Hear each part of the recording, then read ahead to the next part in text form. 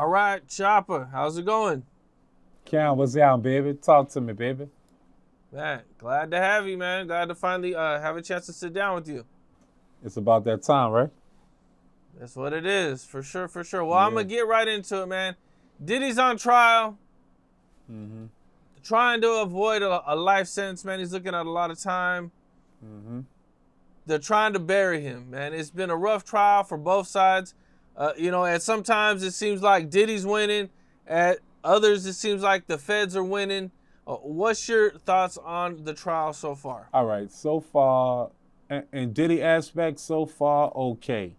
And Cassie aspect, so far, cool. This is why I said, and I speak from both aspects. A lot of people don't understand my reactions or my opinions. The reason why I talk the way I talk, Cam, is because I'm not biased. I'm not here. I lived through the Cassie era because we are the same age. I lived through the Diddy era is because he was the person that got me out the ghetto. I never want to be the person, you heard me, to get or to perceive it like I'm being biased on one person and I should take up to one person. A lot of people want me to take up for Cassie. A lot of people want me to take up for Diddy. I don't take up for nobody. I'm myself. So the case looks like this. Okay, I said at one point it's a domestic dispute because that's how I really feel. Right? So a lot of women are more like, oh, you should take up for Cassie. Cassie's a victim. Right? But who's not a victim? Right? Cassie participated just as much as Diddy did. Cam, no matter how that sound, they both participated in the undoing or the ondoing, right? I feel like Diddy might have set the trend of how he visioned of what he wanted it to be, but along in the mean in between time, Cassie concurred with what Diddy vision was. So you do that long enough, you become a co-conspirator instead of a victim. And I don't feel like Cassie's a victim. I feel like she's more of a co-conspirator. And that's not me saying that she haven't witnessed the undoing of things. It's just more like if you roll long enough, you become part of what the vision was. So no matter how it sounds, I just feel like Cassie was part of whatever was going on, regardless. And if you read the manuscripts, Capone, brother, you'll realize that she was actually a part of what it was more than being a victim for what it was. So on Diddy's side, it looks more like a domestic violence. I went through sex trafficking with my past experiences. So I know that the prosecutors trump up charges, right? And they make it seem like you're doing more than what it seemed like it was. They make it look like you're a monster. They make it look like you are a trafficker. They make it seem like you're the worst person. But from what my experiences is, I know that is a lie. I know that they're just doing that to make you be stuck back there in the federal penitentiary, make the judge make it seem like you're a monster, but the real truth of it is Cassie was doing as much as Diddy was doing, no matter if Diddy created the vision or Cassie participated in the vision, regardless of what, it happened the way it happened. So on my aspect, it's a tie. With Cassie and Diddy, it's a tie right now at this moment. I feel like they both winning and they both is losing. That's the truth of how I feel. That's facts. That's how I feel. Okay, now even though some of the stuff was consensual, and maybe most of it was consensual, all she really has to do is say no one time. One time. And then that would be considered a rape or, other stuff that they're accusing him of. Correct. But she didn't. And that's what I'm trying to say.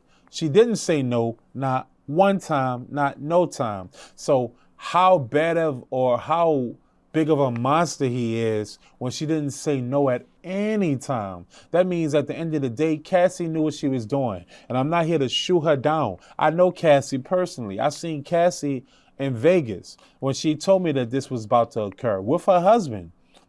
I don't feel like this is a sex trafficking RICO case. I feel like this is a toxic polygamy relationship type of case. And I feel like once Diddy started doing that situation with Young Miami, it started going a little, it became envious. I felt like Cassie looked at that situation and got envious and said, you know what? He's doing for her more than what he's ever done for me in 11 years. I want my get back. And I feel like that's what this is. And I'm not shooting down Cassie. You heard me? Situation, Capone. I'm just saying at the end of the day, facts are the facts. I'm from the streets. So I look at it for what it really is, not from victimizing situation, manipulational situations. I look at it for actual factuals. And what it looked like is Cassie looked at the situation and said that he didn't do, for me to what he did for this girl, Young Miami.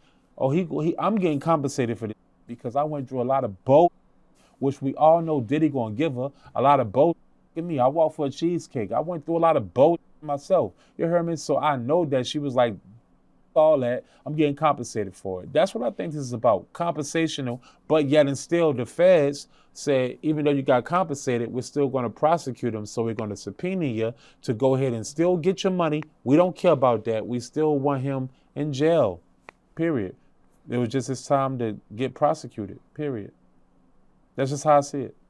Okay, so we heard about all the drug abuse and everything, but we learned that Cassie got beat up, allegedly got beat up because she wanted to go. No, she really got, no, Cam. She did get beat up. Well, it wasn't allegedly, it was I was real. talking about one specific time. So you know what I'm saying? But yeah, okay, I hear what you're saying, for sure. For going to the OVO Fest, and then she still went. What do you think about when you hear something like that? I think at the end of the day will end. I feel like she was still gonna go to the OVO Fest because regardless of what, brother, she's still an artist. So she still want to be a part of. Now her getting abused, that was different. I felt like Diddy is a control freak, and mind you, I'm not biased. I'm speaking from a street aspect and an intellectual one as well. I try my best to put myself in both shoes. From Cassie's standpoint, you heard me? Diddy, we all know Diddy was abusing this girl. Diddy was controlling this girl. Diddy was manipulating this girl. But at the same time, she still needed the attributes that Diddy had to offer. So I feel like Cassie's an artist, regardless of what. She's a beautiful lady. She's talented, regardless of how you try to shoot her down or try to make her seem like she's not. I was there. We're the same age. Cassie's an artist, and she's a talented artist. And she actually is a hit maker with the right people like Ryan Leslie. I just feel like Cassie was still going to do the OVO Fest. It's because she's an artist. She wanted to be a part of. She wanted to see it. I feel like Diddy was controlling. And I also feel like, I'm listening. You don't think it's kind of fair for him to not want her to go to OVO Fest with Drake, and then Drake actually had some bars that were like aimed, it sounded like, at Diddy. You want to know something? You want to know something, Cam? And they got a fight over, allegedly over this. He did get into a fight over it. Diddy made it seem like it was over the beat, but the real truth of it is it was over Cassie. You know what I mean? But and this is the funny part about it. Before we continue, Cam, let me clear this up. Some people think I was just on making a band and that was it. No. I signed a deal after making the band. I signed $1 million deal with Bad Boy. So I seen Diddy off the cameras. Now we can proceed with that talk. I feel like, yeah, Diddy was being jealous. Of course he was being jealous. When you feel like in your mind you got one of the most beautifulest women at that era, I felt like, yeah, he was being jealous and controlling. You're right about that. I feel like Diddy was being a control freak, regardless of how that sound. I think he should have allowed her to do what she needed to do as an artist, but Diddy didn't look at Cassie as an artist. He looked at Cassie like she was mine, and whatever I do with her is what it is, period. And I think that's what the conflict was. You also got to think, he stole her from Ryan Leslie's. So, of course, he's not going to want her around any other artist because that could happen to him. Correct. He feel like someone can steal her from me, right? And Ryan Leslie, he actually did my first single after making the band, Drew Bad Boy South, which was Lil Daddy featuring Lil Wayne and Jody Breeze. Ryan Leslie, I feel like my opinion, Ryan Leslie had the best interest in Cassie than Diddy ever had. Ryan Leslie looked at it as a lustful way, yet as a business standpoint. Diddy looked at Cassie straight lust. So I couldn't even knock how he felt about it because Diddy didn't look at Cassie like a business.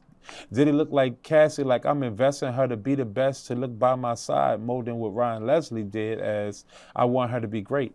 I think Cassie made a horrible decision choosing Diddy, who lusted her fully, than Ryan Leslie, who looked at her as an artist plus lust. Just my opinion. So I can't even knock you on just how you feel about that, you know? Hearing about everything, all this abuse, I mean, you know, I'm sure you heard things or little things here and there. Did you have any idea of the capacity of what was going on at the time? Yeah, it's because I was around it. So, it was a double-edged sword, Cam, bruh. I knew it was either gonna go one way or the other. I knew it wasn't gonna be, no in between with that situation. Like I said, Diddy lusted her, so Diddy didn't care about her actual career. Diddy was just like, I'm just doing which was gonna make her happy to keep it going to lusting her. Ryan Leslie looked at it like, I like her, she's dope, but I want to see her be great because I feel like Ryan Leslie had the best interest for Cassie than Diddy has ever had.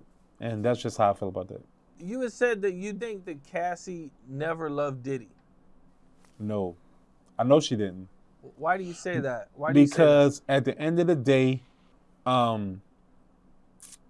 think Cassie had love for Ryan Leslie, courtesy of knowing herself and knowing that the best interest was someone who really had faith in her. I don't think Diddy had faith in Cassie. Cassie knew that Diddy didn't have faith in her, but yet and still, Cassie looked at Diddy like an opportunity. From my opinion, bruh, I felt like she looked at it like an opportunist situation. You know, Cassie thought that she was smarter than the system. But you got to understand, Diddy has been in the game for more than 35 plus years. Diddy was never going to let you win over him because Diddy has been in the game for a very long time. He's seen the uglies, the beautifuls, the good, the bad, the trauma, and the triumph. I don't feel like Cassie knew that Diddy was more advanced than what it really was, and she was never going to win dealing with Diddy more than actually dealing with Ryan Leslie. I feel like, just my opinion, it was a horrible decision to look at a situation as an opportunist than looking at Ryan Leslie like an opportunity. And that's just how I feel about that. I seen you went to the trial. I did. I actually got paid to go to the trial. Oh, okay. That's what's up. Yeah, I wanted to clear it up. I didn't go to the trial because I was summoned or anything. I got paid to go to the trial just to see what was going on with the situation. I went to the trial because, number one, I've been fighting Diddy for a very long time to get out of my contract. You know, I've been dropping buku mixtapes. I've been doing whatever I've been doing on different platforms. But I actually wasn't out of the label. Janice Combs, which is his mama, you understand? She really run the ordeal. It's not really Diddy.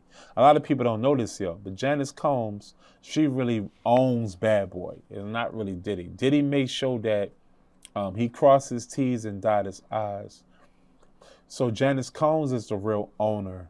So when I went to court, I thought I was going to go face Diddy, but actually I was facing Janice Combs. I went to the trial because Diddy, he had to sign 3 paper slips to make sure that I'm out of the deal. He signed everything for my rights and gave me everything I needed besides my name, which was Young City. I'm from New Orleans. Actually, we're in New Orleans right now. It's a lot of choppers here. It's Magnolia Chop, it's Chopper Style from Cross the River, and then it's me. My name on papers as an artist is Young City.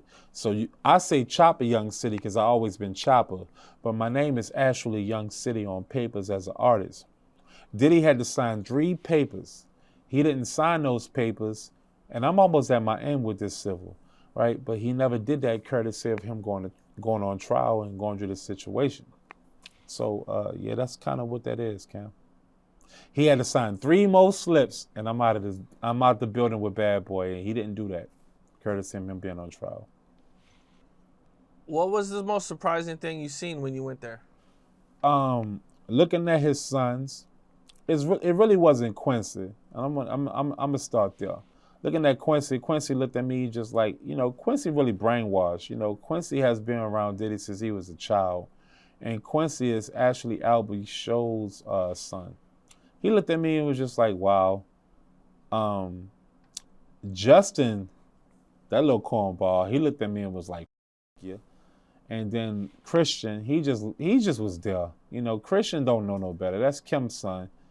And he looked at me and just more like, man, right? It was actually jury duty, you right? So I watched the jury duty. I didn't actually watch the trial, but I wanted to go up there. I got paid to go up there, but I wanted to go up there myself and be like, I'm in the building, because I can't be the type of person to speak on Diddy on platforms and not be able to face him. You're here right now in New Orleans with me. I'm from uptown New Orleans, the third wall, Baron Street. Where I'm from, we can't look at you or speak on you and not face you. That'll be a coward move. Anything that I say is my truth, and it's the truth, right? So I wanted to see him and let it be known that I'm speaking on you and I'm here in the building. Not just for that of the coward move that I'm not, but actually because you need to let me go. You need to sign my name off so I can proceed with my life. So that's why I went up there. But it was pretty cool though, because I seen Cassie, she smiled and smirked at me. Diddy's sons looked at me like I was a bitch ass nigga, but I looked at them like they cornballs. His daughters was there. They innocent, so I didn't really peep that out really. I didn't care about looking at them. They innocent. Diddy mama looked at me like, yeah, you. So either way, it was still a good look though. It was a good look. I didn't care. I smiled. I smiled. How far apart was Cassie and Diddy's family? Diddy family was on the left, Cassie and them was on the right. It was like this. Did you ever see them look? It was like the yin and the yang. Did you ever see them look at each other? I seen Cassie husband and Diddy family look at each other, but Cassie looked straightforward. It was just like she was focused. I really don't feel like Cassie wanted to be there. She was pregnant. I don't think she wanted to be there. I think that the Alphabet Boys not just manipulated her, but forced her to be there. I think Cassie is just there to just get it over with. I don't really think Cassie's goal was to kick him while he was down. And that's just my opinion from what I looked at. I'm very observant. She didn't look like she was there to destroy him. She was just like, I'm here. They made me come here. I'm just going to speak my piece and let it go. And Diddy family was on the left. Cassie was on the right. How did Diddy look?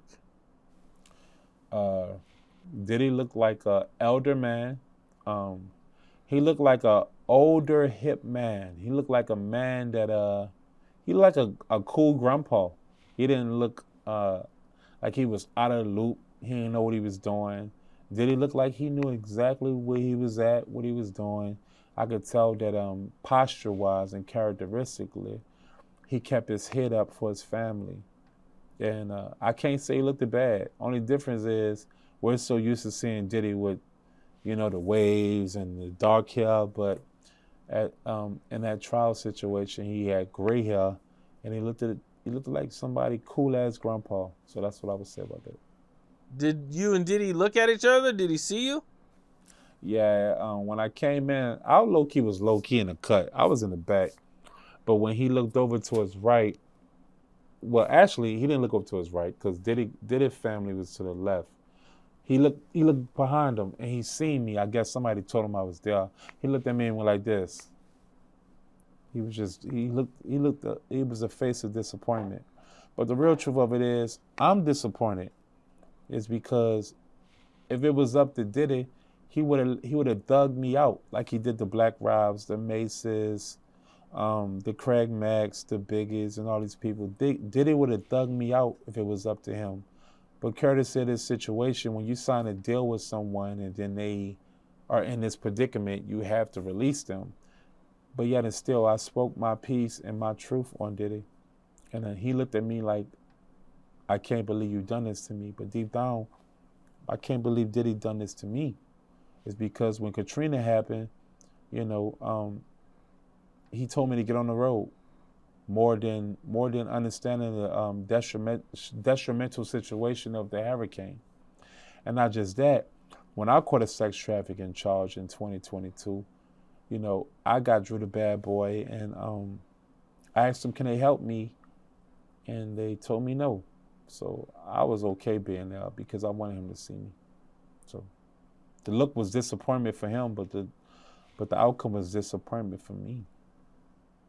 You know, we've all been hearing about Kid Cudi and his Porsche being blown up for a while, but learning about him getting on the stand and actually, you know, seeing the headlines and everything, it kind of felt like a little bit different.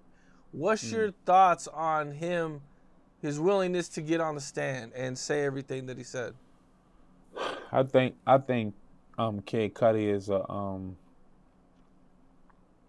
he's a civilized man. I feel like I had to think about this too. I think Kid Cudi is a civilian. I felt like Kid Cudi did what he felt was right for him. That street is out the window. It's so played out, you know, and I got to get that out of my mind and out of my system as well. You heard me? Kid Cudi went up there because it was the right thing for him to do. Kid Cudi, I still feel like it was unnecessary for him to do it. But yet and still, I can't tell a civilian what's right and wrong for them. If he accused Diddy of blowing up his car, ransacking his house, hurting his dog, you know, he has the right to say what he wanted to say and speak his piece just as well as I did when I was there. I just feel like there's a difference between a civilian and a street dude. I wouldn't have done that. No matter if Diddy would have blew up my whole family, I just wouldn't have testified. I just would have got my get back, however way I would have got it. But Kid Cudi is an artist. He's a poet. He's a Samaritan. And I feel like Kid Cudi felt like the right thing for him to do was speak his piece, allegedly. And mind you, when he testified, everything he spoke on, his rebuttal was always allegedly. So I just think it made Diddy look more of a monster than what he should have looked at, and I don't think Kid Cudi should have been there. I think you should have let Cassie handle her business of what these people aim for her with, because I still feel like they didn't give Kid Cudi a subpoena to speak his piece. I think Kid Cudi wanted to go up there and speak his piece, and I don't think it was necessary. So regardless of what people say, I don't care what people say. I just don't think Kid Cudi needed to be there, and that's just me. Because he didn't have to. You know, one thing that I thought from the Kid Cudi testimony is I kind of feel like it made it definitely look like Diddy had a team of people that were working either with him or for him. And I think that maybe that was maybe the primary reason for them bringing Kid Cudi up. I could be wrong though, you know what I'm saying? But You're not wrong. You're not wrong, Cam, because the more the story is, the aim that they're aiming for is not just the testimony for Kid Cudi. It's to consider Diddy in the RICO case, and that's what it was about. It was to make him seem like he was doing mafia things. And I'm not gonna lie, they kind of succeeded with that with the Kid Cudi. You heard me? Situation is because blowing up somebody's car, ransacking a house, hurting a dog, no matter how it sounded, it is mafia terms. And that was their point of doing that with Kid Cudi. But maybe I'm wrong. But I don't think I'm wrong. man, yeah, I know, I hear you, man. It's kind of crazy, man. You know, It's mafia style. Yeah, what they say, Diddy's in your house. Like that sounds like some stuff you would hear from the mafia. Like the mafia would call you like, "Hey man, I'm in your house, bro. You better get over here because shit's about to go down." You know? Believe that. Yeah. Yeah, Yeah, that's so that was their goal. I still feel like it's a weak case when it comes to racketeering and RICO. Sex trafficking, different ball game. Because when they hit me with the sex trafficking um, in 2022, I talked to an undercover. I was drunk and I was in a club, but someone set me up to make it seem like I was this big time pimp rapper who had all this money and cars and all this shit, chill, right? But they dropped the charges, right? And they dropped the charges is because I had no witnesses. It's because I wasn't pimping women. I was getting money with women. Like it was strippers that was, in Vegas, women give you money, period. Right? So I was just, as long as you a woman, she gonna give you some money in Vegas. I was just taking money, like, oh, okay, right? And people made me seem more than what I was out there, which is why they dropped the charges, is because they realized I wasn't a pimp, right? But with the Diddy case, they gave him sex trafficking charges is because they allegedly said that he hired male and female escorts across state lines to have sex with them for money. And no matter how that sounds, that's sex trafficking. I didn't know that even when I was going through it, but I realize that now. That is considered sex trafficking. that has got to be one of the most worst laws. Horrible Like law. But like Cam is if you not. hire a hooker and you have her travel across state lines, now Yeah. it's like 5 times the amount of time that you would do. It's like buying a hooker's a damn ticket, but if you buy a hooker from another state, now you're looking at years in prison. Like it just doesn't, it don't equal out, man. Can I say something? Can I that's say not something to right, you? bro. Can I say something? No, it's not right. Can I say something to you? Yep, yep. Rappers has been doing this since the beginning of hip hop. So it made me realize something. It's systematic racism. Okay, cool. What are you doing this for? You're doing this for the black man. You making laws for black men. No matter how that sounds, that's just facts. You know why it's not right? Because it's not right. You're making laws for people that can get away with it with money. No matter how that sounds. Now in hip hop, it's about to be a different wave and a different ball game. It's because they're making rules towards rappers can't even be great no more. In my opinion, son, they don't even want hip hop existing because they're making rules towards whatever we do, bro. We can't get away with doing what we want to do. Period. I didn't even know what the was doing, and they hit me with sex trafficking. I didn't even know I ain't know. Say, bro, I ain't know it was sex trafficking. Diddy ain't know it was sex trafficking. Diddy was just having a good time because he felt like he could. But the RICO and the racketeering, I think that's wrong. I think Diddy should have been on trial for sex trafficking, even though it's weak. The RICO, way weaker. The racketeering, absolutely weak. But I think Diddy should have been on trial for sex trafficking. But the truth is, I feel like he should have been on trial for domestic violence because the star witness is Cassie, and all she could say is what they got. A video of him beating on her, which is wrong, but at the end of the day, I don't know, man. I just think I think all this shit is wrong. I want to touch on something that I don't think anybody's really touched on, man. This is kind of crazy, man. And when we first seen that video of Diddy and Cassie in the hotel where he beats her, it looked horrible, and it is horrible. It does look horrible, no matter how that sounds. They replayed the video in court at normal speed, and when I seen it, I couldn't help but to think, you know what, this just doesn't, it's not having the same impact on me. It's still horrible, but like something's not there. And if you look at the original video that CNN released, I don't know if you've seen the headlines, but they've been saying that they tampered with the video. They did. They sped the video up. Correct. And it made it look like Diddy was hitting her and kicking her even harder than what he really was. And I'm thinking if Diddy beats this case, he's gonna sue CNN for like $1 billion. I think Diddy should sue everybody. And look, I want to say this here.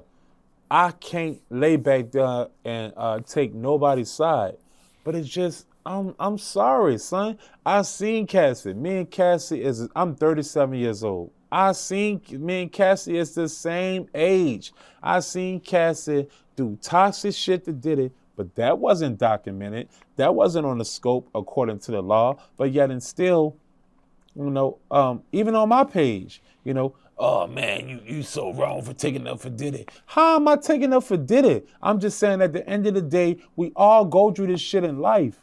No matter how it sounds. We go through a lot of toxic relationships, but I feel like it's a polygamous situation. Cassie dealt with Michael B. Jordan. Cassie dealt with Kid Cudi. Cassie dealt with Wale and whoever that's unnamed. Diddy dealt with the Kims. He dealt with his baby mama. He dealt with all these other women, right? I think Cassie was a jealous one, but yet and still, she chose the lifestyle and lived through the lifestyle because Diddy was spending millions of dollars on her. I was there. I seen it. Diddy was spending $500,000 on her. I was there. I seen it, right? Cassie felt the way when it was over, and I feel like she married that dude, which was a personal trainer, and that dude said, we need to get compensated for anything that he put you through.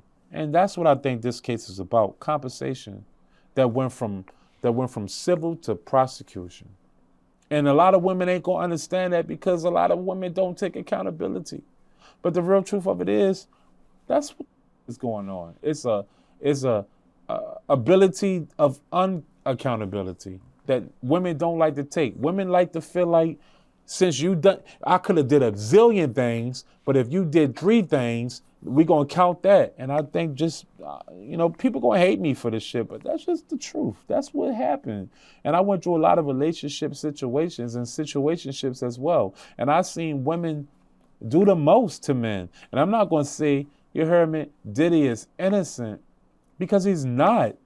But at the end of the day, Cassie, you took 20 to 30 million from this man on a civil situation, and you let the alphabet boys manipulate you and coerce you to testify against him. The moment you took his money is the moment I'm done with it. But yet and still, you still went and aimed for it. I don't know, man. This shit is wild. I just don't think it's right. I don't think men, we live in an era towards we can't even be ourselves. It's just a bunch of weak pussy.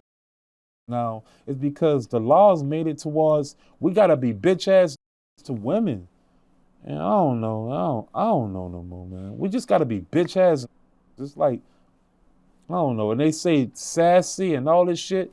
And when I watch the sassy, man, I'm like, shit, you might as well be sassy. You ain't gonna win out of this shit anyway. They make child support hard for men. They make everything hard for men and everything easy for women. You can't even be a family man, Cam, in a house. You know what I'm saying? With women, brother. You can't. They make it hard for men to even be in their child's lives. It's like, what is this really about? In my mind, I don't think it's about domestic dispute, sex trafficking, racketeering, or the RICO. I think this came down to the DeLeon liquor. The moment Diddy went to war with them liquor people that got multi-billions of dollars, they controlled the narrative, period. And I'm not going to say Diddy is innocent. But Lord knows, none of us is innocent in this shit we do. We not. None of us is innocent, bruh. But yet and still, they got a weird way of wiggling a black man to get destroyed when they get too high to the top. From the Bill Cosbys to the Diddys to the Michael Jacksons. It's like black men can't be seen as modest too long without them controlling the narrative. That's just how I feel. I don't know. You had mentioned that Cassie would do things to make Diddy jealous. Like, what are some things... Triggering wise. What are some things that she would do to make him jealous? For instance, if I'm spending $500,000 or millions of dollars on you and I tell you I don't want you to go somewhere, you should respect that. It's because I'm highly invested in you. Cassie see Diddy doing things with Kim, which is the mother of his kids, and purposely do things to get Diddy's attention to trigger him or be seen with the Michael B. Jordans or the Kid Cudis. She'll do that on purpose just to trigger him. It was really in her standpoint for attention. But in his mind, it's disrespectful. Because regardless of how that sound, brother, it is disrespectful. If I'm investing millions and half of millions of dollars in you and I tell you don't do something and you do it anyway, you're disrespecting me. And women, oh no, I don't see it that way. I feel like she should do whatever she want to do. That's because you never had $1 million invested in. You never had half a million invested in. You never had condos. You never had cars. You never had a lifestyle invested in you because you wasn't top tier. But at the end of the day, I just feel like Cassie triggered him to do a lot of things, and bro, it's just accountability. Women do things to men to trigger them, and then they always play a fucking role like he was just like this the whole way, and I don't see it that way. I just see it like, even in my relationships with women, I've invested a lot into women that was practically came from not having money, right? Because it's all gravy when women don't invest in a man that ain't got nothing. Women don't invest in men. Women don't invest in men that don't have no money. Women investing in men off the potential of what he can do. But a man can invest in a woman, you heard me, without money, off the promise of knowing that she can be something different than what I expect from what I see.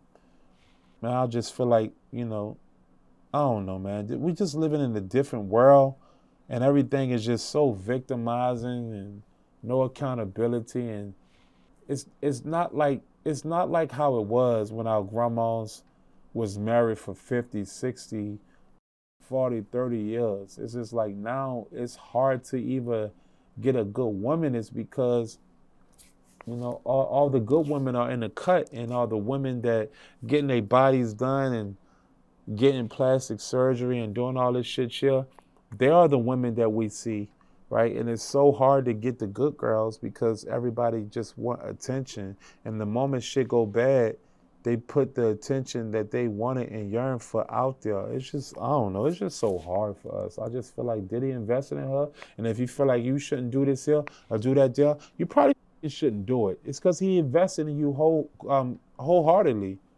Like, what's wrong with that? I don't think nothing is wrong with that. If I invest in a woman and I tell her don't do this and don't do that, what's wrong with that? I don't know, Cam. We live in different times, man. It's just how I feel. That's how I feel about it. I hear you, man. Well, what you think about what I'm saying? Maybe I'm wrong. I think, man, if you're in a toxic relationship, you're better just to leave. Why did I know it's easier said than done. Yeah. It's not always easy to leave someone that you love and you're invested in and you done spent a whole bunch of time and money with and you got history.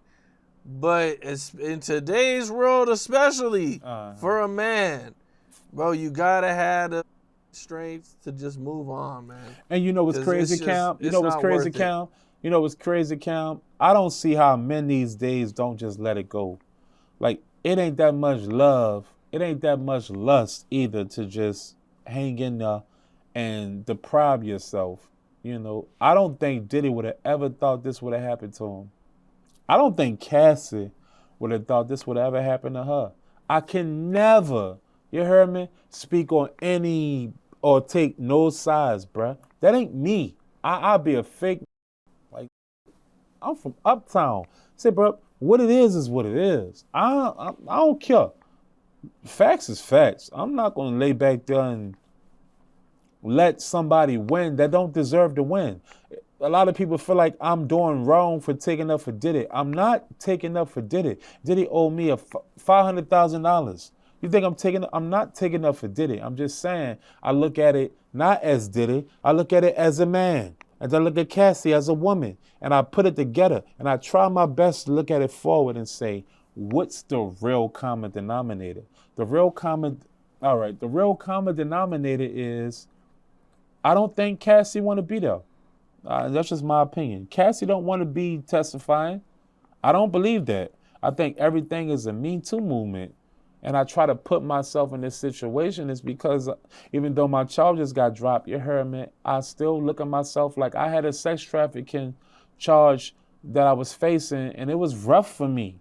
Like, a lot of people ain't gonna understand that. That shit was rough for me, right? And people try to send me up the road in Las Vegas. And they couldn't send me up the road because I had no witnesses because I wasn't sex trafficking. So when Diddy got these charges, I don't look at it like he's did it. I look at it like, what if that was me? What if that was me? No matter how that sounds, brother. What if that was me? How would I feel about that? I'm not going to sit up here and be like, oh, Diddy's a bad person. No, Diddy was a person that got it how he lived. I look at Diddy like a hustler on the block, like a kingpin on the block, and I was just a trapper, and I was trying to get on, period. And Cassie was the same way. Cassie looked at Diddy like an opportunity, just like I did, just like all of us artists did, without realizing that Diddy has been a kingpin for a very long time. We was climbing up a battle that we couldn't beat. You know, and that's the truth. We was climbing up a hill we couldn't climb. Well, one thing about Diddy, man, is he's a billionaire with a is. lot of connects, and well, he might not be a billionaire anymore. I think they lowered his net worth because of all the stuff and all the deals that he lost. But he still got a lot of money, man. A lot of money. A lot of money. A lot of money. You know, I can imagine, you know, he went from, you know, living as good as you could live to living in a shit-smelling cell now, you know. That sucks. If he gets convicted, do you think that he will snitch and he'll, you know, turn in some people to reduce his time? I don't think Diddy's going to get convicted as much as people want him to get convicted. I think Diddy Rico is going to leave the building. I think Diddy racketeering is going to leave the building. I think Diddy is going to face sex trafficking. And I think Diddy's going to eat that alive. He's going to I don't think Diddy's going to tell at all. There's no need to tell. You know, there is no need to tell. What are you telling? Anything that you tell, you conspired in. What you telling for? I don't think Diddy's going to say anything. I think Diddy's going to be a man that understands what he's done, regardless of how this sound. You heard me? Diddy know the people that he messed over, done dirty. Diddy understand that this is way more than what it is. Diddy understand that this is a universal law situation. I think Diddy is going to eat it, and he's going to keep his chin up. And that is not taking up for Diddy. But I think right is right. And I think Diddy feel like I know he's a very smart man. I was around him. I know him. I know his conversations. I know his demeanor, his characteristics, his report. I know how Diddy roll. He's going to eat this up. And he's going to stand tall like a man. And he's going to say to himself, maybe it's just my time. And I think Diddy is going to face sex trafficking charges. Mark my words, Cam. He's not going to face Rico because there is no just one person in Rico.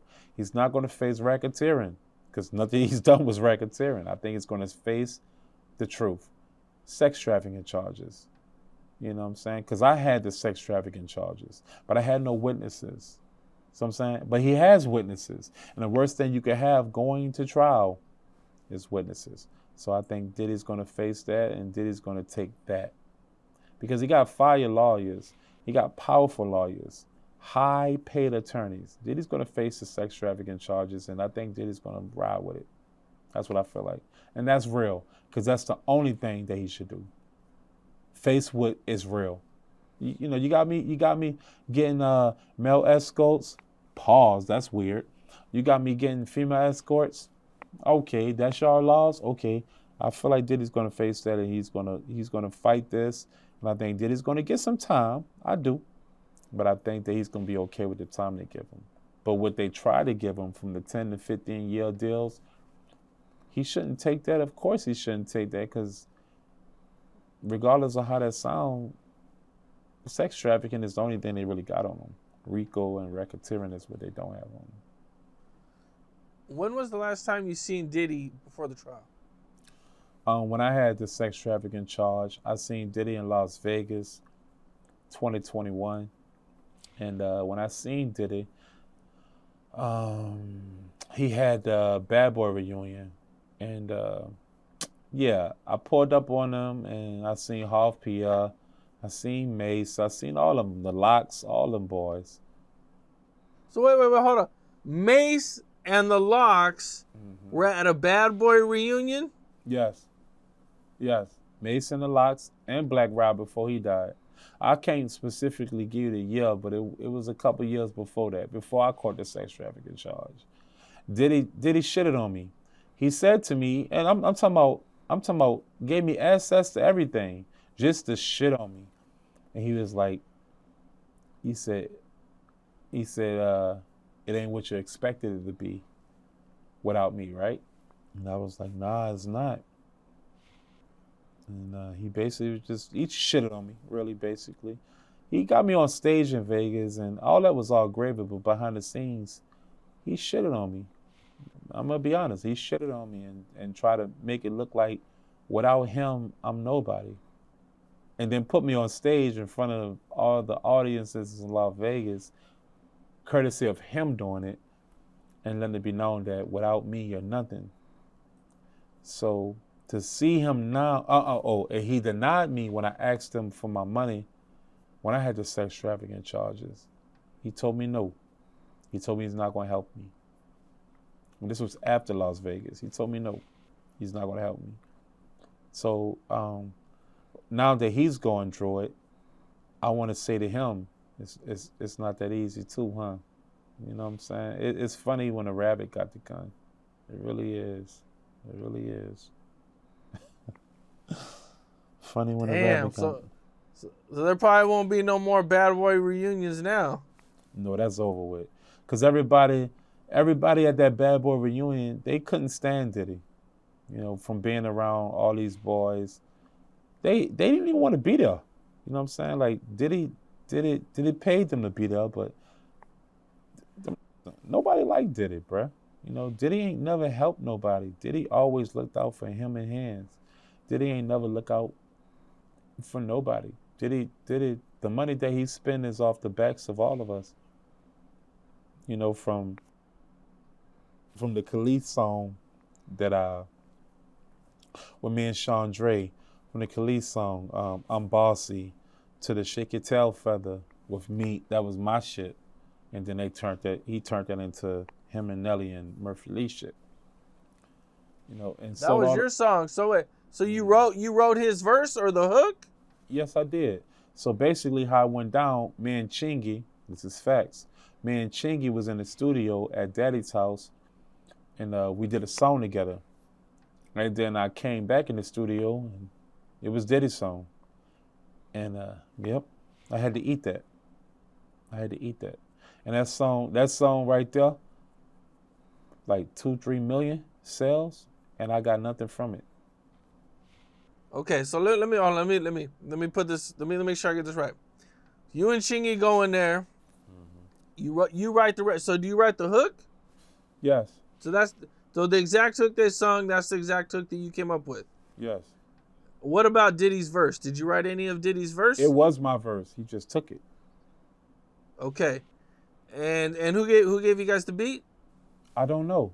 We just had beats in there at Daddy's house. In Daddy's house, you just rap on whatever they give you. And I thought the beat was more of a me and Chingy song. It was that's how it was when I heard it. Did they take anything from Chingy's verse? No, they didn't. No, they did not. Okay, so you write the hook, you write Diddy's verse, and everything, the whole concept, and he gives you zero credit, no publishing, no writers, not even a shout out. The reason why is because I'm making a band, I had a warrant out on me. So I went through making a band, you had to be 18 and over. I was 15. I was just turning 15. So I came with a fake ID because I had a warrant out on me. So once they recognized that, they realized that they can utilize me because I can't get my money because I was Rodney Hill on making a band, but my real name is Kevin Barnes. And that's why they did that to me. Now, did you and Diddy ever talk about this? Did you ever say like, yo, dog, can I get some money for this? Yes. And he told me, you finesse me. I said, how did I finesse you? He said, because on making the band, you wasn't 18. You came with a fake ID and you had a warrant out on you. So I'm not giving you shit. Or I get you prosecuted. And once he said that to me, shit, I was scared. Because I thought he could send me to jail. That's some hoe ass shit, bro. He could have still gave you some money after he made millions of dollars. Yep. He could have said, "Oh, here's $100,000, it's something." That's all I. I mean, he should have gave you more than that, but I mean, he could at least did that. That's all I asked for. That's all. That was it. You see what type of person he is now? Damn. Yeah. I never could understand that level of greed, bro. Where you're like, you got millions, hundreds. I mean, at that point, Diddy, it was probably at least 500 million. 50. 500 million. No, 500 million. You think at that time he was worth I that know much? that. Bro? I'm telling you, 500 million. And he can't break you off some money for creating a hit. That's just, I can't didn't- even wrap he my head didn't around break me off that for amount. Yeah, I can't even wrap my head around that much greed. For real. Yeah, me either. That's welcome crazy. welcome to my world, Cam. Man. Welcome to my world. Yeah. Now you see what I'm saying. Yeah. Oh yeah. You can see why people are lining up to testify against Diddy, because he's probably screwed all of them He's a piece of shit. out of a whole bunch of money. He's a piece too. of shit. All right. Now we got that clear. Welcome to my world. All right now. One thing you mentioned was Cassie. When was the last time you seen Cassie? Las Vegas. I seen her at Floyd Mayweather strip club. I was going in there randomly. I live in Las Vegas at this time. So I'm just going in that bitch randomly. And I see Cassie and she like, Chop! I'm like, whoa, what's that? What you say? So she like, come here, Chop. So I go over to Cassie. You heard me? And I'm like, what's that? And she like, come here. So she had buku bottles everywhere, right? So me and Cassie, we drinking. Me and Cassie be drinking. Cassie be drinking. Don't sleep on Cassie. She a big dog with that drinking. But I didn't know at this time, you heard me, that the white dude with the blue eyes was her husband. I didn't know that. But when she came over to me, he was telling her, come here. Like, stop. But she wouldn't stop. Because me and Cassie, mind you, we're the same age. I'm 37. Cassie by at least 36, 35 at least. Maybe 37 like me. And she was like, I didn't do Diddy nothing. I just want you to know that. I'm like, I'm drunk. I'm like, what the f*** is you talking about? She's like, I didn't do him nothing. You know, he did this to me. I didn't know what the f*** she was talking about. And then next thing you know, she went to war with him. I didn't know what she was talking about. I was drunk.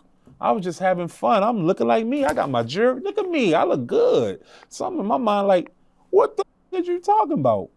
In the strip club. But later I was like, wow. I was drunk. She was keeping it real with me. She was going to smoke this. In my mind, Cassidy won. To be honest with you though, Cam, son, say, bro, I won. Why did I win? Because I came with a fake ID, a fake name, and I did all that shit there. And deep down, Bad Boy don't owe me nothing. But deep down, from the work I put in, they owe me everything. That's how I see it. Damn. So we both won, if that makes sense. So you thinking when you seen Cassie, she already had this plan? Or she all- had the lawsuit. The lawsuit was already, so they could have already been talking behind the scenes about it. She already was talking behind the scenes. Diddy said, yeah.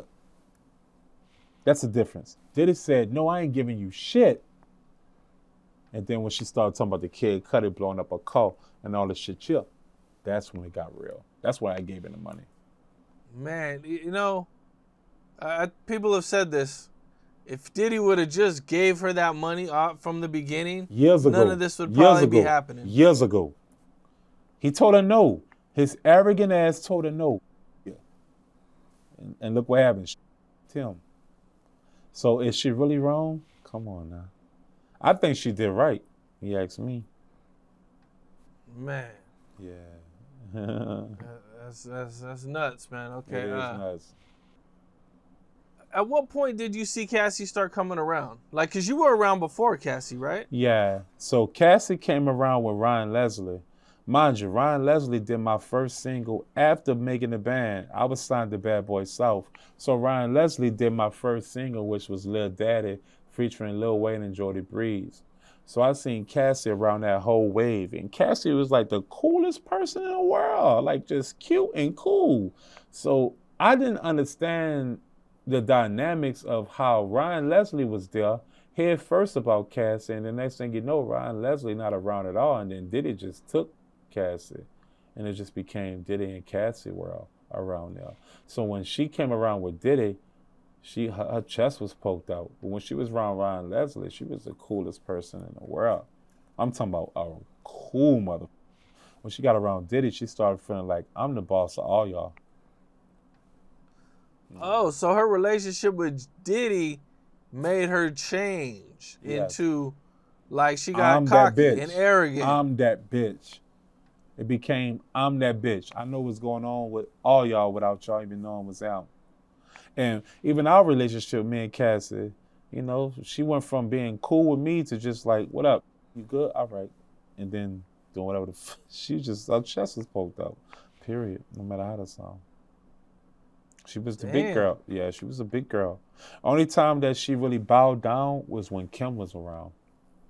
Can you take me through something?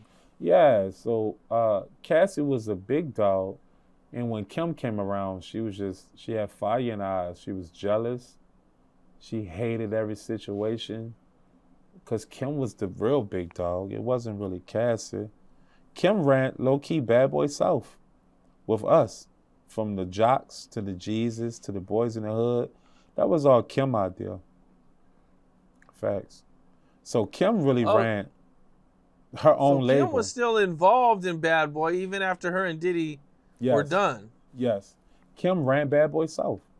Kim. It was Kim. To me, in my mind, like his old lady, aka his main girl, was Kim.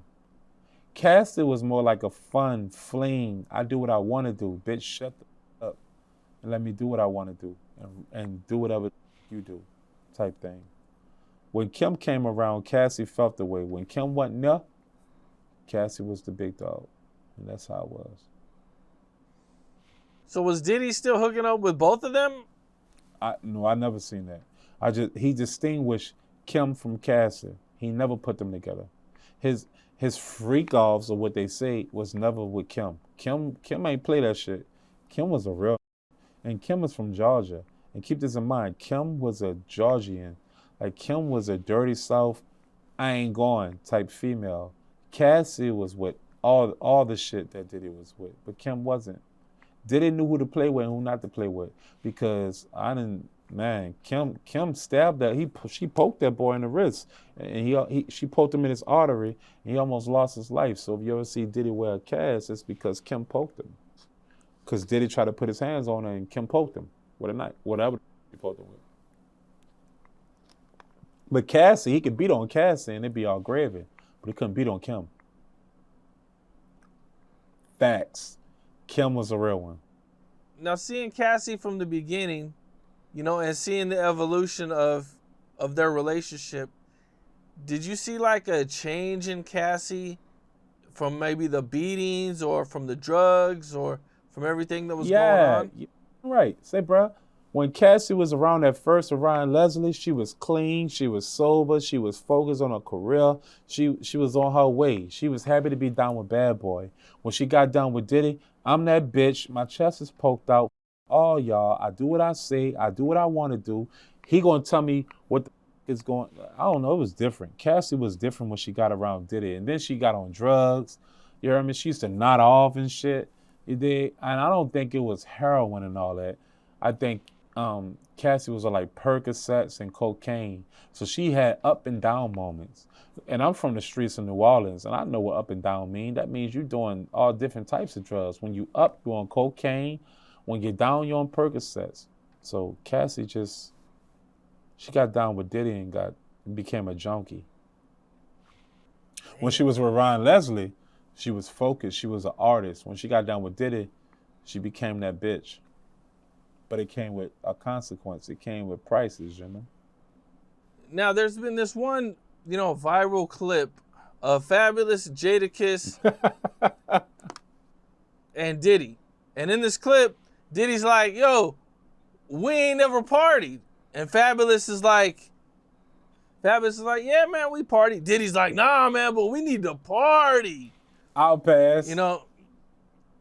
Yeah, have you ever seen him play with somebody like that? Like, I mean, Especially looking back on it now, you know what I'm saying? We know what Diddy was saying now. Like, we need a party. All right, one time, like I said, I went to one of Diddy parties. I went to a couple, but one time, you heard me, he had like some white girls in the car, and they had like a bag of coke. I'm from uptown New Orleans. I'm up around street. You know, I done seen all the junkies and the outcomes of what happens to junkies when they on that shit. And I always vowed to myself I wouldn't ever do no hard drugs. You know, I didn't smoke weed. I got shot when I did that. I used to pop ecstasy. I got shot at that moment too. You know, I sipped lean. I did all that shit there. But the real truth of it is, I always promised myself, you heard me, I would never do hard drugs. And I won't never say never, but I hope to not ever participate in that. One time, I'm with Diddy, and he had some coke. And they did coke in the front of the car. And then they passed it to the back. He passed it to me. I tasted it. I was like, oh, heavens no. Right? So I passed it to the next person. You know, and mind you, cocaine is like a rich person's drug. I realize that now by being in the game. But I just vowed to myself I wouldn't ever even kickstart my life like that. We went to these freak offs or whatever they say. I don't think it's a freak off because Diddy didn't conduct or control the narrative of how those parties went. It's just Diddy just invested in a place where everybody can go and enjoy themselves. I've seen the top of the top, the lavish of the lavish, the richest of the richest enjoy themselves at Diddy's party. Diddy is the type of person where he like to see you enjoy yourself, even if you're just self-destructing yourself. And that's his kick, you know. And I always vowed to myself I wouldn't let nobody do me that, you know. And I always try to stay. I wasn't ever a drug type person, you dig. I don't smoke weed, even now. I don't smoke weed. I don't do hard drugs. But back in the G when I was a young whippersnapper, I'm 37 now, but at this time, shit, I'm a child, you know. But I seen the celebrities of the celebrities enjoy themselves, and I always vowed to myself I wouldn't do that. I'm not going to say Diddy is the conductor or the constructor of a freak off, but I will say that he enjoyed your life up at that moment so he could get a kick out of it the next day.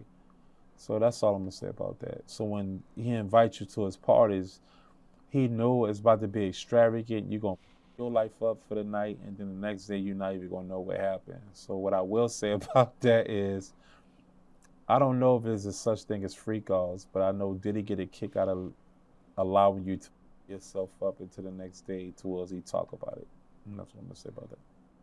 I think people thought, you know, at least I thought, that when he meant party, he meant like them two partying. You know, I don't know though. Did it. He's a freakazoid, but he's not a creep. You know what I'm saying? I've seen it. I'm telling you this. What do you think about him offering to take 50 Cent shopping? I thought that was weird. I thought, you know 50 Cent is a street. You heard me? 50 Cent is from Queens, South Side to be exact. Diddy, you are from Mount Vernon, practically Harlem. You know that that's from the streets is a no-no when it comes to you, your personal life. I think that you shouldn't have probably asked 50 that. You should probably ask somebody that ain't about that. That 50 is street dude. So I thought that was just dumb to ask him that of all people, you know. Actually, something just came out today with 50 Cent. Did you see that? Yeah, he talking about Diddy dick size. Pause. No, well, he also was saying that Diddy, somebody was on the stand saying he had a problem with 50 Cent. Were you ever accused of stealing? Yes, jewelry. You talking about Capricorn? Okay, yeah, Capricorn. That was my Then dog. said, Shout out to Capricorn. That was my dog. That was his assistant. Here's 50 Cent's caption. Oh my goodness. Itty bitty Diddy wants me dead. I have to lay low. I think I'm gonna hide out at the playoff game tonight. Because in one of the dude's testimony, he's saying that Diddy had a gun for 50 or something, like that he didn't like 50. Nah, what it was is 50 Cent in his worst times in this era wrote songs for J-Lo and Diddy. Well, he wrote songs for J-Lo for Diddy. That's number one. And he wanted to sign 50, but 50 just wasn't rocking with Diddy. Number one. Number two, Diddy Get Back was 50 baby mama on purpose. You know what I'm saying? Being petty. So 50 and Diddy's situation is a little more steeper and different than what people think it is, you dig? I just think in my mind, 50 is a street dude. Diddy is not a street dude, but he want to be a street dude. So he got the money to be a gorgeous gangster, a.k.a. do street shit. But what it come down to is 50 ain't want to rock with Diddy, even though 50 wrote songs over there at Bad Boy. And then when 50 started popping, Diddy was just envious of 50 really blowing up. That's all I said. And he his baby mama on purpose. You know, to let 50 know that I'm me. You dig? And no matter how that sound, that's some petty ass shit. So 50 is petty. No matter how that sound, 50 gonna be he's a petty, and if you're a street, you know petty ain't shit. And I love 50, but at the end of the day, 50 is his get back is kicking you while you're down. That's just how I see it. Yeah, 50, man, he has been going at Diddy so hard for so long. The whole way. Curtis, but but his baby mama. Mm-hmm. That's what I really think it is. Diddy thought he was getting back, but 50 got him back even worse. So it's 48 laws of power. You know what I'm saying? Never outshine the master, right? And Diddy thought he was the master, but 50 showed that he was him. That's all. Did you ever see anything that let you know or made you think Diddy was gay? Yeah. You want me to elaborate? Can you elaborate on it? Yeah, if you can. I just left the Bad Boy Making the Band situation. I signed over there with Bad Boy South, Kim, of course. Kim, rest in peace to Kim, which is Quincy's mama and Christian's mama, and the twins' mama. But Kim was rooting for me. Kim and Half Pierre, they really liked me a lot. I signed to Bad Boy South just before the Jesus, Boys in the Hood, and Jeezy et al, and the Jocks and all this. Well, I signed to Bad Boy South for whatever I signed for, which is a substantial amount of money. I kept trying to get the budget for the Lil Daddy single that Ryan Leslie produced for me. It took me 5 to 6 months to try to get it. When Diddy finally opened the budget up for me, I was in New York.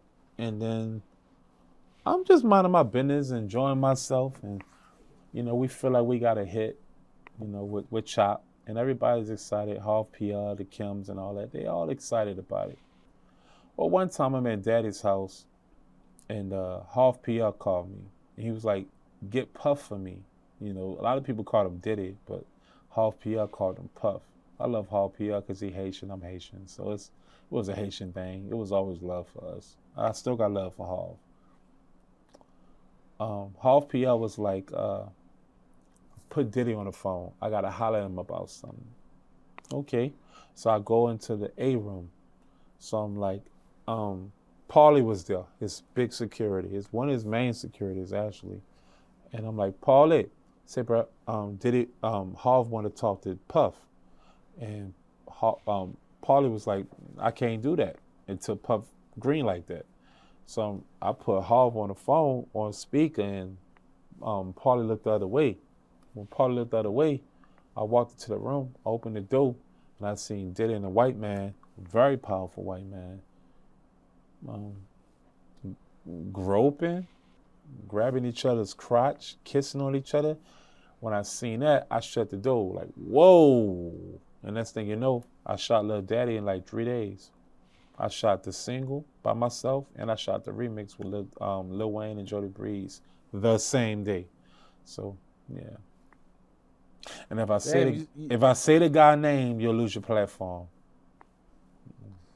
So you stumbled on to something that ended up being beneficial to you, man. Now, was that the first time that, like, did you have any hint of what was going on, or was it just like a complete The shock only, of what you see? Cam, the only hint that I had was going on was on Making the Band with Diddy was when the cameras was on, he was very professional, brother. When the cameras was off on Bad Boy South, he started actually being himself. So I can't pinpoint, you heard me, what that was, brother. I couldn't pinpoint it. I was just like, this is different, you heard me, but maybe it's just the industry. And when I seen that, I realized what it really was. I realized that the industry, the higher you go, the more wicked it get. Sometimes the more gay it get. Once I realized that, I said, oh, the real juggernauts is the Jews and the gays. That's why every time we did photo shoots and all this other shit, most of the people that worked with you was, and no offense to the gays, but there was the gay people. I realized that the higher you go, the more gay it get. And the more wicked it get.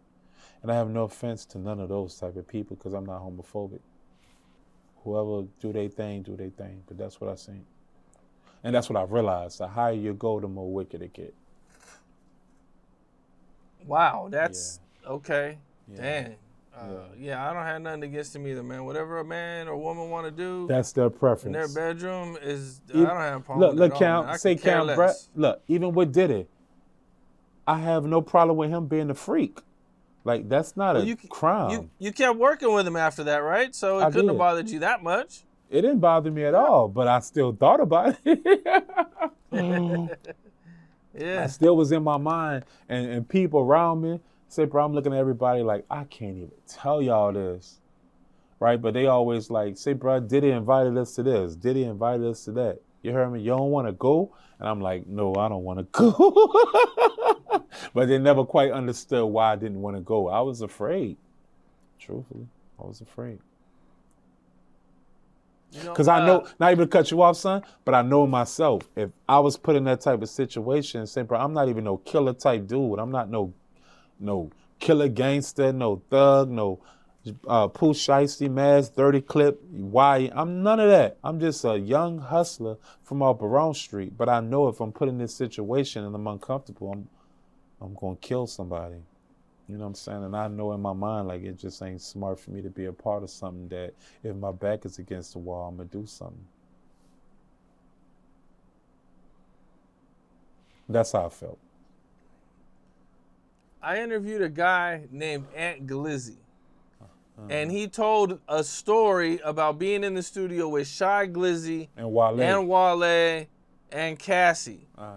And they were in there, they were making a song. They said, we heard that Diddy doesn't like anybody around Cassie. Well, I guess they were in there working, and out of nowhere, Diddy comes in with like 3 or 4 dudes, hems Wale up and hangs him over a balcony. What were your thoughts on that? I was just in the studio one day. We was prepped by Wale. I was with Wale. I was with Shy, but we was going with Wale to a studio. Before we got there, prior to going to the studio, he had told us we about to be around Cassie, and Diddy don't really like people around Cassie. So watch the way we look, watch what we say, just stuff like that. Long story short, somebody gave Diddy the drop on the studio that Wale was in there working with Cassie, and they walked in there in the studio and hung Wale ass off a balcony and jacked him up, pressed him out. And that's how the story just went viral. Me and Shy seen it, but we ain't help him. We ain't help him at all. He was fluff. He was high than the rest, high than the rest of them because I seen his Nike boots. I mean, I got close ties to the same situation, and I'm gonna say that's 100% facts. Wale was over that balcony. That's all I'm gonna say about it. Wale was over that balcony. And that's all I'm going to say about that. Because even I talked to him recently, he was like, say, bro, make sure you don't mention my name. Even if my name is out there, don't mention my name because I don't want no smoke. So I'm going to say that's 100% facts, but I'm not going to say who told me that. But you said who told me that. But who told me that might told me that. But shout out to the DMV. Yeah, you heard me? If that makes sense. I hear you. Yeah. Okay. So I seen Sarah, was on 60 Minutes, and she said Diddy was a bully, threatened people, inhumane working conditions.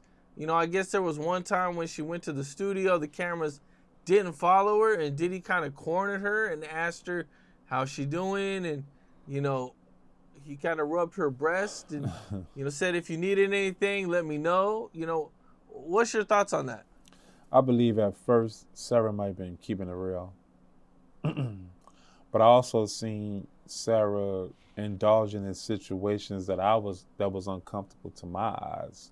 For instance, I'm not saying Sarah's lying about, you heard me, whatever happened with her and Diddy.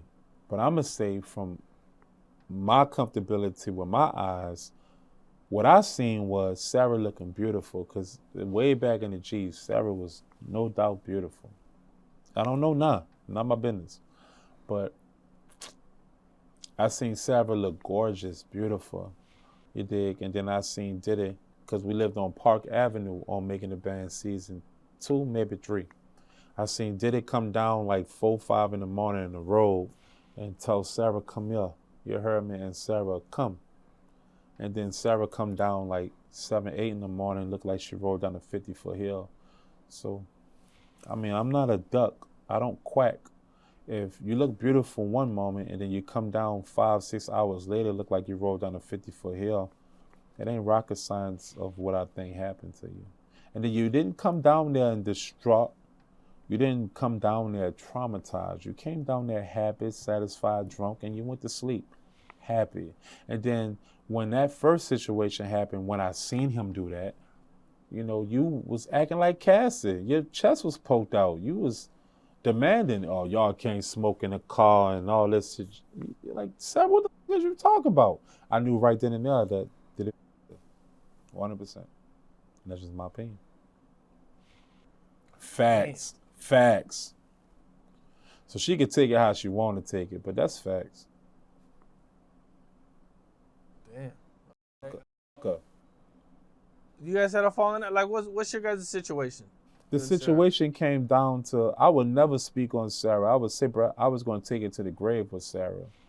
Sarah got a new husband, and Sarah was selling merchandise from the band. And Babs called me and was like, you know, Sarah's selling merchandise of us and not giving us a piece of the pie. I'm like, oh, yeah? Okay, cool. So I called Sarah myself. I'm like, Sarah, say, bruh, you selling merchandise with my face on it? I ain't care about all them other people with their face on it. I'm like, you selling merchandise with my face on it? And the husband got on the phone like, yeah, that's what we're doing. And I said, I declare war from there. So I said in my mind, the moment you marry a man, you become the man. So I felt like it was war. So now anything that I took to the grave, I dug out of the grave. So now they gonna hear it, because you gave me the observation that you didn't give a fuck about your brother. So I gave you the observation like I didn't give a fuck about her. Period. So I was okay, you heard me, of the repercussions, what came behind that. She could say, oh, Chop, you're lying. But I made sure Fred got on them outlets and kept it real. And the moment that happened, I guess Chop wasn't lying, because Chop don't lie. If I get on either Cam Capone or any platform, I'm not going to get up here and lie. I don't have to lie about none of this shit I went through. I keep it real. You don't want me to keep it real? Don't say or do nothing around me. Because I am who I am around you. The most you can say about me, Buku Groovers, all the celebrity rapper girls, all the celebrity singers, all the celebrity group, whoever that's all you can say about Chop. Because Chop is a 100. That's the uptown in me. Yes, Lord. Period. Say what you want about me. Hear you. Say what you want about me. I don't care. But what I got to say about you, you better make sure you good in my book. Period. I hear you. Period. Man.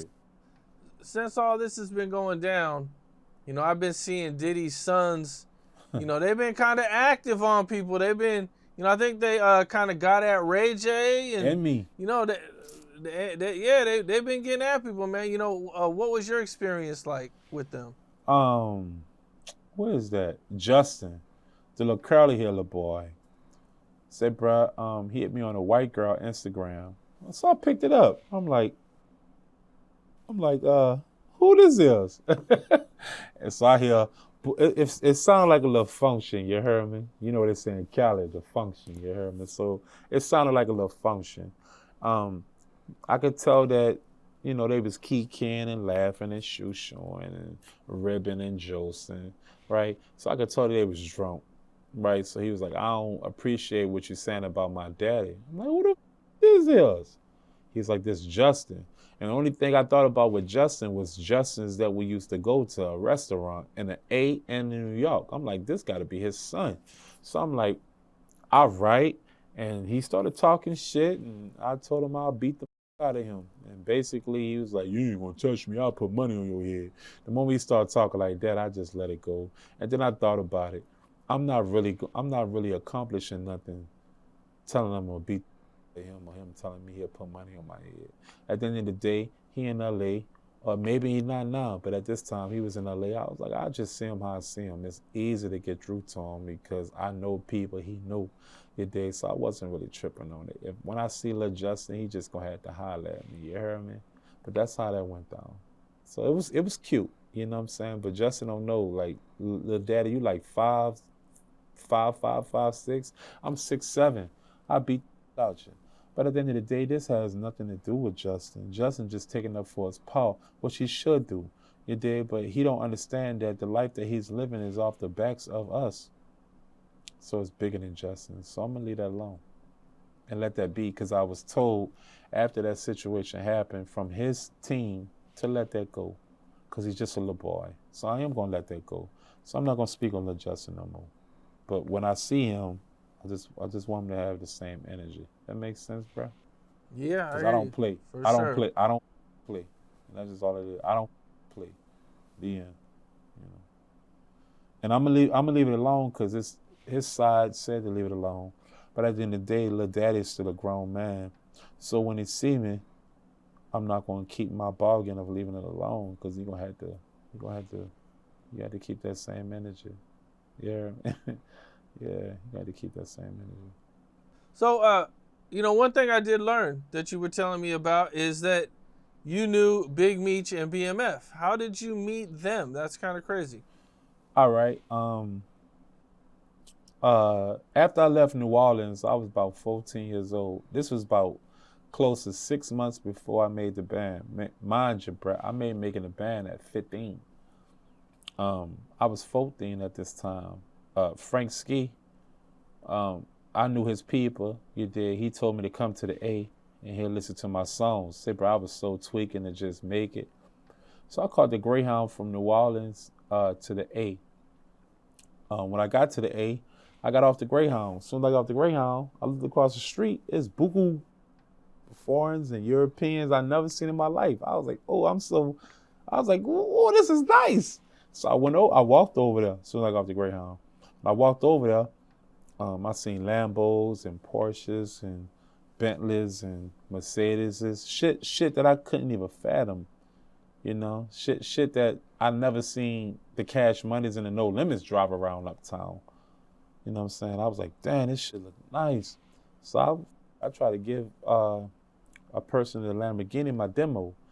A guy, J-Bo, shout out to J-Bo, he was like, what is you doing? I was like, sir, I'm just trying to give him my CD. And he basically was like, you gotta ask him. I learned respect from there. I was like, okay. I was like, can you play my CD? He rolled the window down and ended up being Big Meech. And Big Meech rolled the window down, and you know, I had this when CDs was popping and DVDs was popping. So he played it and it kept skipping. He was like, just rap. And I started rapping. He was like, oh, this look cold. You're a country, yeah, but you cold. He was like, what's your name? I'm like, I'm Chopper City. And he was like, Chopper City? I like that. And shit, from there, he was like, look, we finna go into this club. You wanna come with us? And I'm like, all right. So he was like, all right, cool. I'm not going to show I'm giving you money, so I'm going to give you money right now. Because we all one. I learned that too. He said, we all one. We all bosses. He gave me $5,000 in cash. He said, when you go in there, you know, you spend it how you spend it. You keep it, it's on you. That place ended up being Magic City. That was the first time I ever had more than $1,000 in my life at 14 years old. I went in that place. I spent $2,000. I had sex with a beautiful girl, a stripper girl at 14 years old. And I never seen no shit like that in my entire life at 14 years old. And I lived a long life at 14. I was 14 going on 24. But I never seen nothing like that in my life. And then from there, Blue Da Vinci was like, you can come to the house. I came to the house. This is all facts. Blue, Big Meech, they all let it be known. J-Boo, they all let it be known. They had a pool that nobody ever dived in. I was in my plain clothes. I had no money. All that. I dived in the pool. And they was just like, this look crazy. I like New Orleans. That was my first encounter with BMF. After that, Big Meech gave me $20,000. So I already had, I had 5, subtracted by 2,000 from Magic City, which leave me with $3,000. And then when I left, realizing that these moving that yard, when I left, Big Meech gave me $20,000, so I was left with $23,000. That's how I made the band for real, is because Big Meech gave me so much money, I was able to get hotels and all in New York. But the next time I seen them, it was with Diddy, and it was at Club 112. And I guess Wolf and Puff was going at it, because Wolf, you heard me, wanted to show Puff that BMF wasn't shit, you dig, and BMF was the shit, but Wolf tried to show Puff that he was the shit, because Wolf has been having Puff back for a long time, you know, and yeah, that's what ended up happening. Big Meech ended up giving Puff a Rolls Royce that night, just letting it be known like he the big chief. He gave Puff a Rolls Royce that night. I'm kicking it with Puff. I made it now. Shit, I'm gonna make it a band. Season 1 now. That's why Puff and looked at me different, is because, you heard me, BMF was like, I know that look, That's why Puff really couldn't really deny me. It's because he didn't know why he was with me. It's because of just me thugging so long. And he gave Puff a Rolls Royce, and then, shit, man, that's just kind of how it happened. Wolf got killed during the BMF situation, obviously. You know, rest in peace to Wolf, and shout out to BMF. But, yep, Wolf tried to show them that he was a real and lost his life. Yeah, So you knew Puff before making of the, so this was before making of the band? Nah, this was during making the, this was the off season of making the band. When I was when I was kicking it with Puff at 112.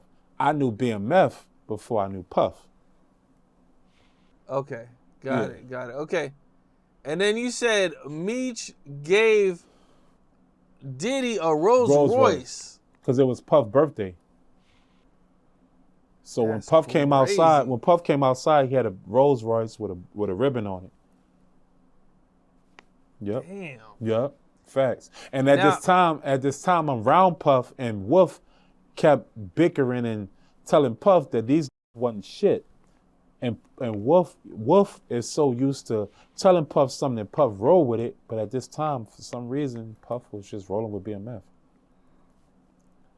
And Wolf was jealous of Diddy and Meech's relationship. Yes.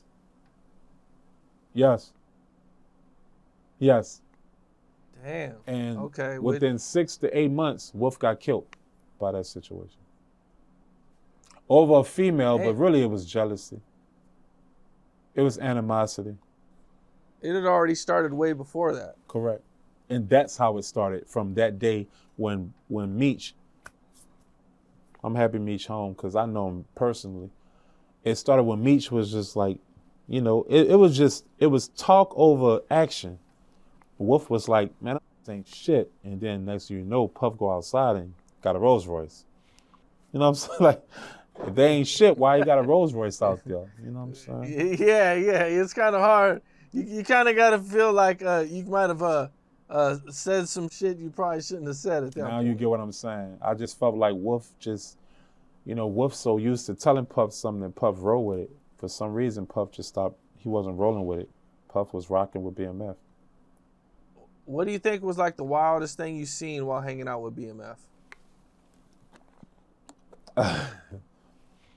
Man, one time I got a phone call from Blue Da Vinci and Meech and all these people, and they was just like, "What's down with you? Where you at?" And I'm like, "I'm in New Orleans." And they was like, "We finna go to," I don't know if it was the Bahamas or Puerto Rico. They was like, "We finna book a jet." They had Juvenile, Jeezy, all of us. They flew all the rappers on one jet with all the Magic City girls on a jet, and we all flew to either the Bahamas or Puerto Rico. We flew out there for like a couple weeks and just balled every day on Meech expense. We went out there and just partying and having fun. That was the wildest shit I've ever seen in my life. I never encountered that in my entire life. I was on a jet at 17 years old. I had to pay for $1, and he gave me $15,000 just to be okay out there. And he called it per diem. BMF did it big. BMF did it big. It'll never be a crew like them again. Facts. And guess what? I was a part of that shit. Facts. I was a part of that shit. From a 14-year-old kid to a 17-year-old young man. Courtesy of me just going to the Greyhound station and going to Magic City, giving somebody my demo. It's crazy how the relationship happens when you just try. Funny. Yeah, that's pretty nuts, man. I've heard about that party before, man. Pretty wild. That was the party to celebrate Meech beating the case, right? Yes. Yeah. The Wolf case. Ironically. You get it yet? Right. Yeah, for sure. Yeah. At what point did you actually learn what Meech was doing? When I went to the house that night at 14 years old, when I got around them, I was like, how is these getting all this money? And then I heard talking, and I was like, oh, okay. Got it, you dig? And I was like, oh, these on a different level.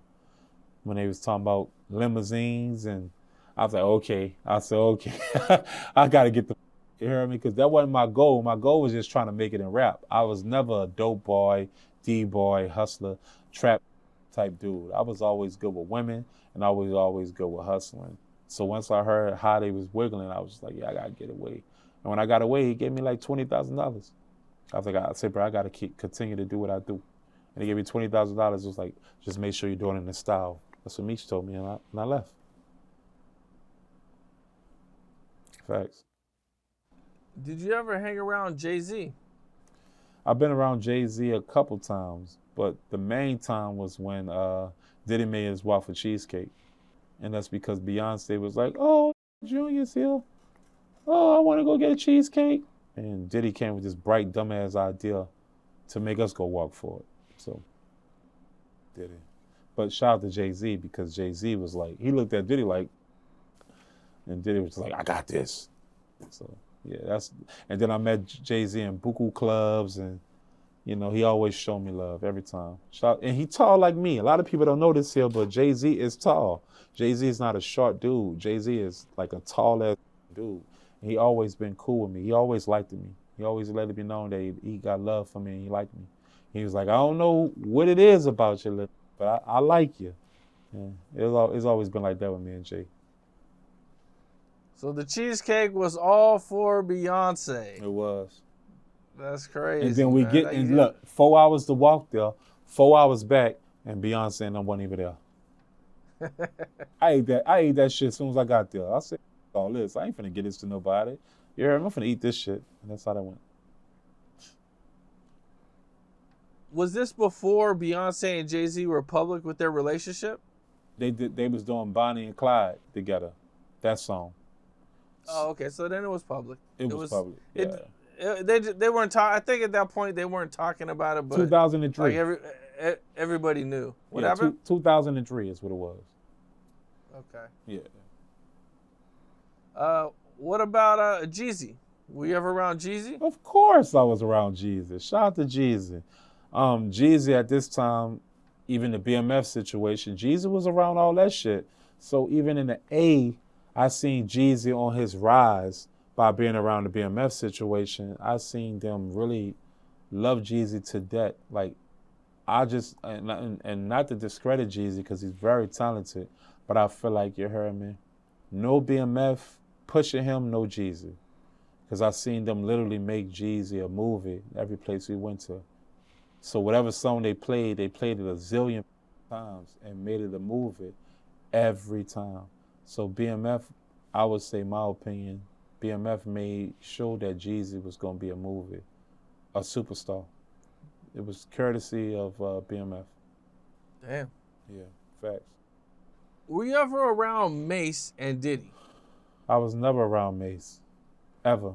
I seen Mace a buku times at events and birthday bashes in the A, but I was always around Diddy and seen dildos and all types of shit in his house. But I never encountered Mace, never. What was Diddy's thoughts on Mace? Because I know, Mace came back. I forget what year it was. He Mace came back. hated Mace. Okay. Yeah, he hated Mace, especially in Vegas. That was one of the topics. He hated Mace is because Mace didn't go for the bad boy dumb shit. He hated Mace because Mace was like, if I'm going to perform, I need $100,000. And Diddy was talking about it to Harv and all these people like, man, this talking about $100,000. But the real truth of it is, Mace knew better. Mace knew better way before I even did. He deserved $100,000. He asked Craig Mack, Diddy did, and Craig Mack said, no, I'm not doing it. But Mace did it. So Craig Mack flat out refused to go to any bad boy reunions. Yeah, he said no. He said no. That's what he said. What was Craig Mack's issue with Diddy? Because Diddy owed him a lot of money, and he was like, if you want me to do a reunion, you better pay me what you owe me, and then pay me for what I need to do. That's kind of what that was. Damn. Facts.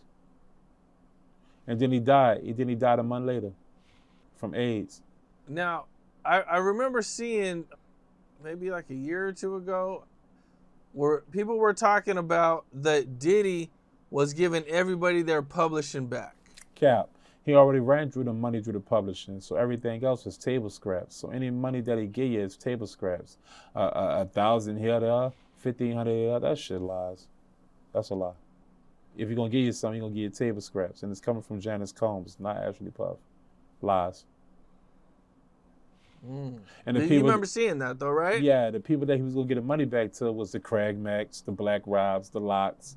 It wasn't the people that after them. So you didn't get nothing back at that time? No. Does he still own your publisher, and does he still owe you his mama that type of stuff? His mama owned my shit. Janice Combs. She owed me $436,000.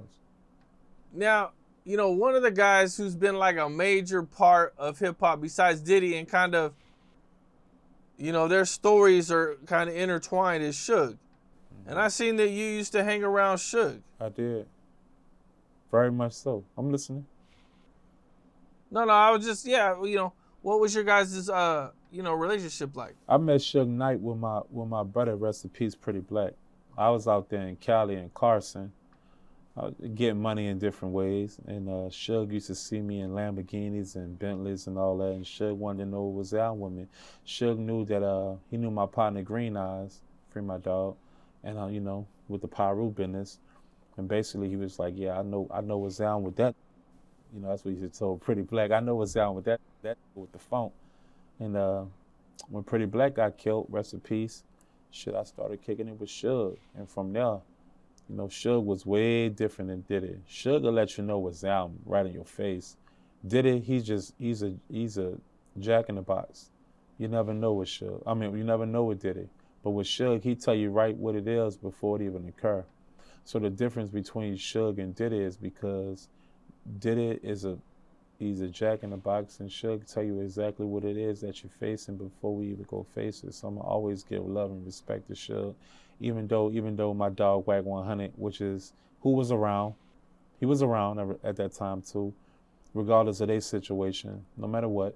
I'm gonna always give the utmost respect to Suge, is because Suge made sure that out there in Cali for the 3 years that I lived with him, that I was always great. On my birthday, he gave me Ferraris. And, you know what I'm saying? So I can never discredit Suge, but Suge didn't do the great business. Suge treated the music industry like the streets.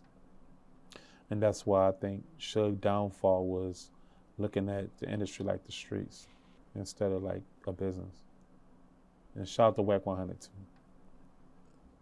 We all seen, Diddy and Suge not like each other, man. What was that like, being around both of them? So you're around Diddy, and then you're around Suge. Yeah.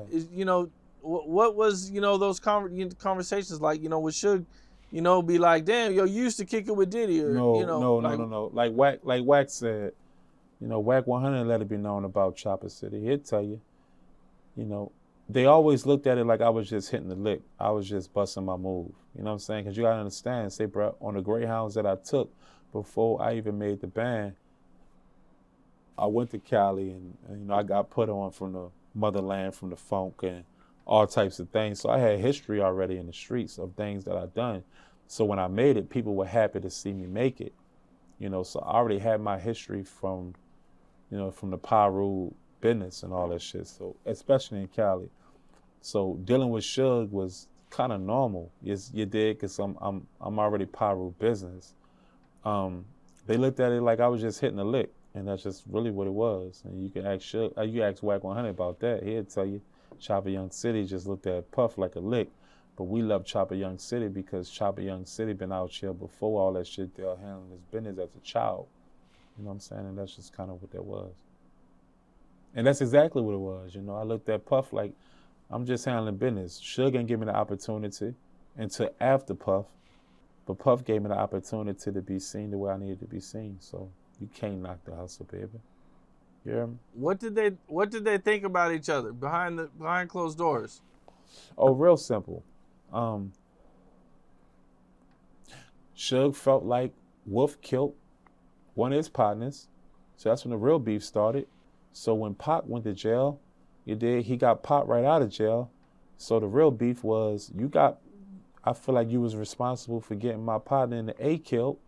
And from the word on the streets, you saying Wolf killed him. Who's dead, so it's not telling.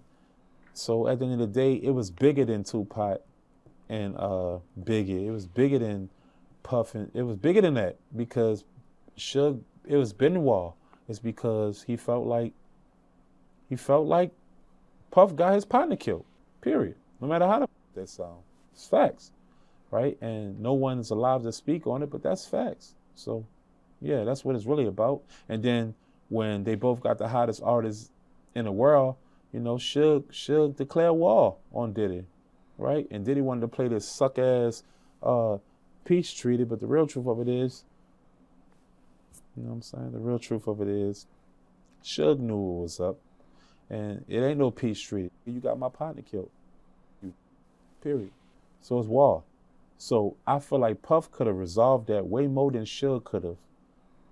But I think Biggie and Pac is dead mainly because of Puff. Because Puff could have resolved all of it. Suge ain't gonna resolve it. It's because at the end of the day, he felt a way, and you could have squashed how he felt by resolving it in your way, and you didn't do that. You let dogs lie. And that's just how Suge felt. Yeah. Facts. Damn. Facts. Well, I'm gonna take it back a little bit, man. You touched on being a Piru, which I don't think many people even really know that much about you, man. Good.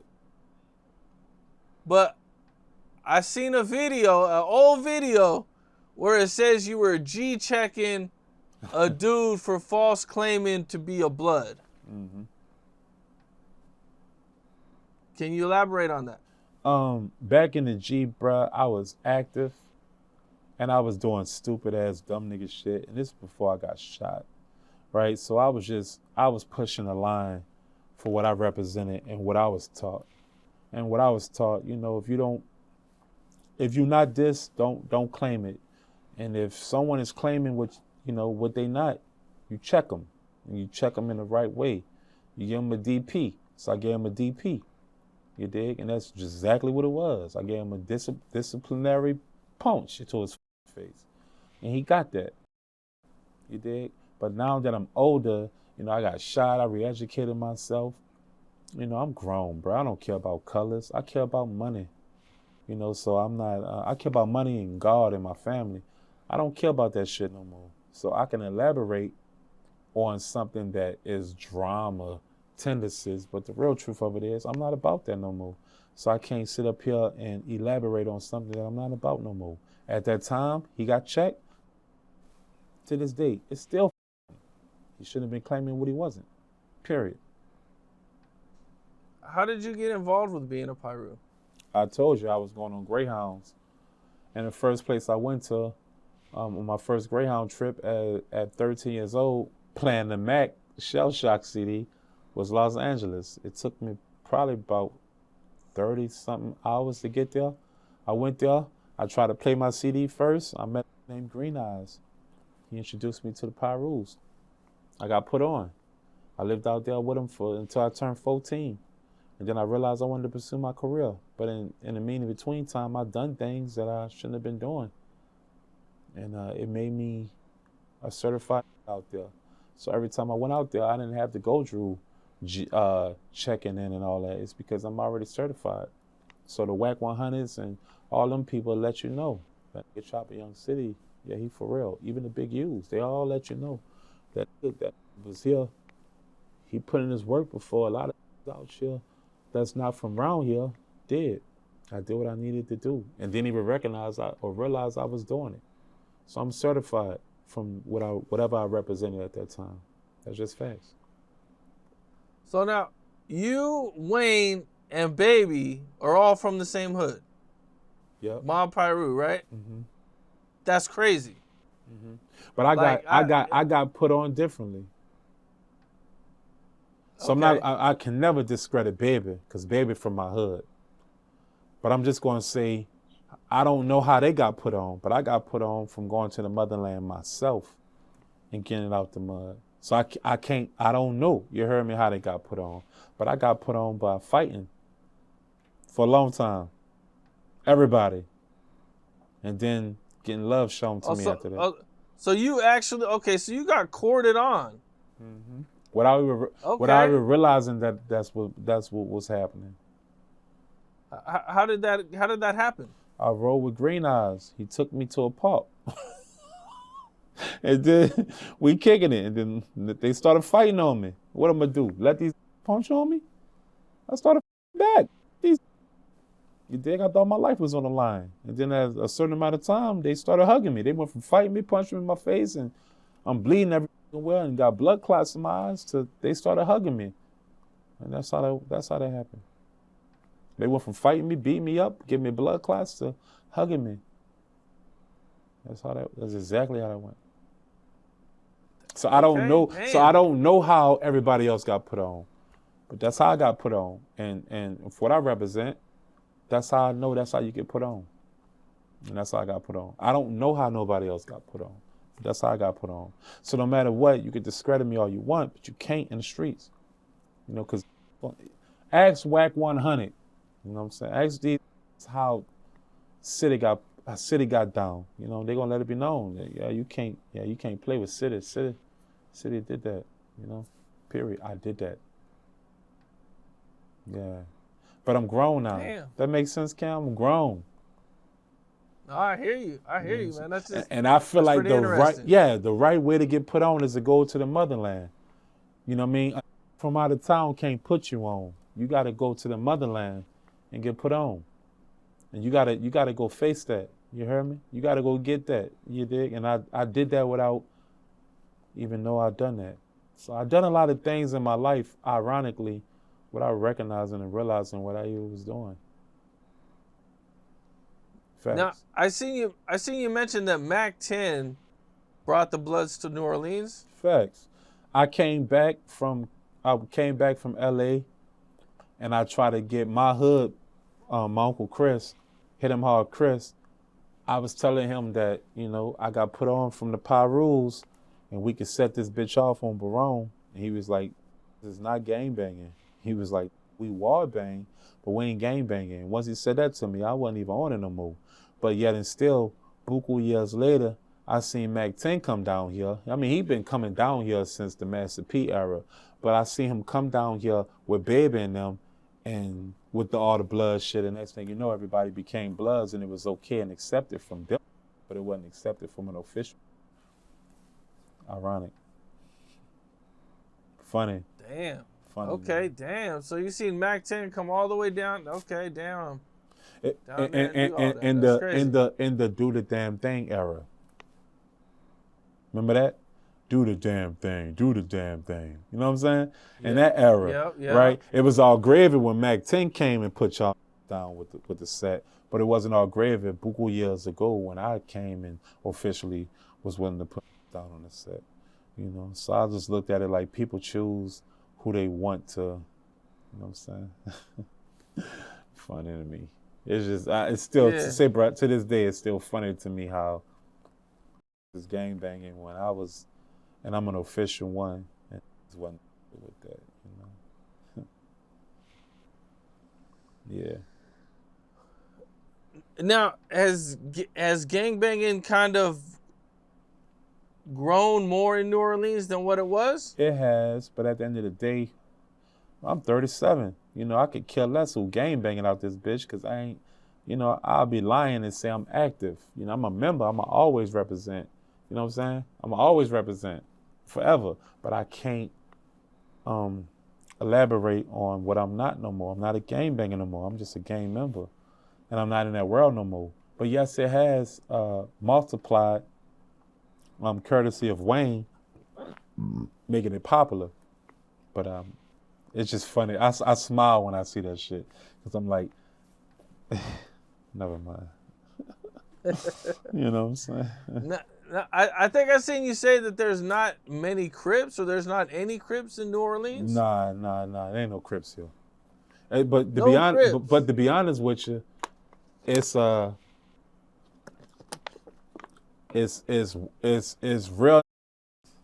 You got a certain amount of Bloods here, and then you got really no Crips. I don't think a Crip would last here, because I don't really wear blue like that. I wear blue, now I'm grown, but don't really wear blue like that down here, to be honest with you. No blue flags and all that shit there. You know, unless they Nipsey fans, you know, because, you know, we're in the era now towards everybody, you heard me, it's followers now. So maybe they might roll with the Nipsey era, but I don't really see, they won't do it uptown where I'm from. You're not going to wear no blue flags like that where I'm from. You ain't doing it. It ain't even smart to do it. That's just my opinion. Yeah. Facts. Okay. Yeah. It's not wise to do it. You heard me? Yeah. How young were you when you first met Lil Wayne and Baby? When I met Baby, I was 9. Yeah, I was 9 when I met Baby. When I met Wayne, I was 13. I met him on the road. I met Wayne when they did the Cash Money Rough Rider tour. I low-key was trailing them. I was going to different cities on Greyhounds just to be around. You know what I'm saying? And Slim knew, you know, Slim seen me all the time. And they just started letting me kick it with him. But Wayne, I really encountered Wayne for real when I made the band. But before all that there, I seen Wayne on Cash Money Rough Rider too. But the person that really gave me the love and the recognition was Corey, CO, which was Juvenile brother. So he was really the one that really actually believed in me and to become a rapper. It was Juvenile brother, Corey, CO. So it was really him. Yeah. So you was hanging around them when you were really young then already. Without them even realizing it. Courtesy of CO, Corey. Damn. Yeah. Okay. Yeah. And how'd you end up meeting Baby at 9 years old? So how old was Baby at the time? He had to be at least 30, maybe 29, 28. I met Baby from my hood. You know, I'm from off Barone and Martin Luther King.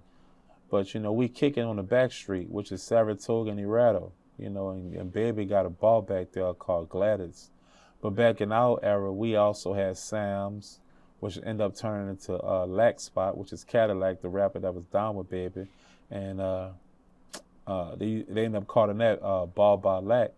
So I met Baby a million times in my life. I actually kicked it with Baby and them, on the road with them, and been down with them too. So I met Baby when I was 9, though. Damn, that must have been a huge inspiration. Like It was the biggest one. seeing what they're doing, man. I'm sure they're coming through the hood and, you know, the best cars and Lambos and all that. Say, bro, that's why I never say, Cam, you can't discredit Baby. I don't know about nobody else, but you can't discredit a real dude, a real street dude. Baby is what he is. I'm talking about B3 too. You can't discredit Baby, no matter how that sounds. Baby is, I don't know, he represent the Noya at times when he feel like it, because he could. He represent via 13 Wall when he could, because he could. And then, but Baby came up around my neighborhood, like as an adolescence. So the inspiration for me is Baby, because Baby came up where I'm from. Like literally, ain't no a million miles away. No, Baby came up where I'm from, which is the Saratoga Rattles, Uptown Third Wall, which is the back street, as I said, from Sam's to, you know, the Bar by Lack. It's literally that. You know, Baby is the inspiration to me, 100%. Did you know his brother, Terrence Gangsta Williams? Definitely. I didn't know his brother back in the G, but I used to see his brother. You know what I'm saying? So he was always driving the nicest cars, and, you know, they had a reputation that they wasn't to be with. You know, now me and Gangsta got a relationship, because Gangsta, to be honest with you, used to date my auntie. Well, he ain't dated, he's just, but yeah, he my auntie. So I always had a rapport with Gangsta somehow, somewhere. He'll tell you that. You heard me? Well, I mean, you know, we've heard the stories about, you know, everything that he's done, man. Like, what was his reputation like back then? You mentioned it was not to be with, but, you know, like, you know, was they like the most feared dudes in your area? I would say Gangsta and Killer Stone was one of the pioneers of just having that hot boy. They was the hot boys before the hot boys. Their reputation was killers, getting money, not to be played with. You dig? You play with them, they coming for you. You hear me? Like, everything they say about Gangsta is true. He was one of the illest in Nebraska, 100%. You dig? So yeah, you ain't play with Gangsta, you know. So to see him now doing what he doing, I'm so proud of him, yeah. But in my era as a child, to see just drop tops and buku jewelry like how I got, you know, all real, no fake shit. You know, to see these really like cutting up, it was an inspiration. Right. I wanted to be like them. Damn near still do. For real. Damn, man, you grew up with a lot of people who, well, I don't want to say grew up, but you grew up seeing a lot of people who became famous. Yes, I did. That's crazy. And in all types of ways, good or bad. Right. Yeah. Right. Yeah. I lived a long life, Man, Cam. To be 37. Young. Yeah, to be 37. You were 9 years old, like following them around on a tour. That's crazy. But you gotta understand, Cam. Say, bruh, I was born in Baltimore. You know, my daddy's from the 17th ward of New Orleans. My mama came here to go to college. My daddy was with my mama. My mama got pregnant. He said if it's a boy, I'd take him. You know, my mama is from Baltimore. She's not really from Baltimore. She's from New York. But she ended up going on her way to New York, she had me in Baltimore from having a, what you call that? She went into labor. So whilst I was a boy to him, he's I'm just gonna come get him. He came and got me in Baltimore. I've been in New Orleans since I was 6 years old. Then my daddy went to prison, you dig, when I was like 11, you dig, in like 1997. And next thing you know, after that, my grandma raised me. I'm Haitian, you know what I'm saying? So we Haitians, you dig? So when my grandma called, when you lose your memory, what that's called? When you lose your memory, amnesia? She called amnesia. So she died. When she died, I was in the streets. So you mean, sorry, my bad, Alzheimer's. Alzheimer's, there you go. So, you know, I was in the streets ever since. When my grandma died, it was what it was. So I've been in the streets ever since my grandma died, from the 12s and up. That's why my life was a little different. It's because I had nobody. You know, I was homeless for a long time, and I figured this all out from just not having nobody. I had to lose. I had nothing to lose. That's the real truth. I had nothing to lose.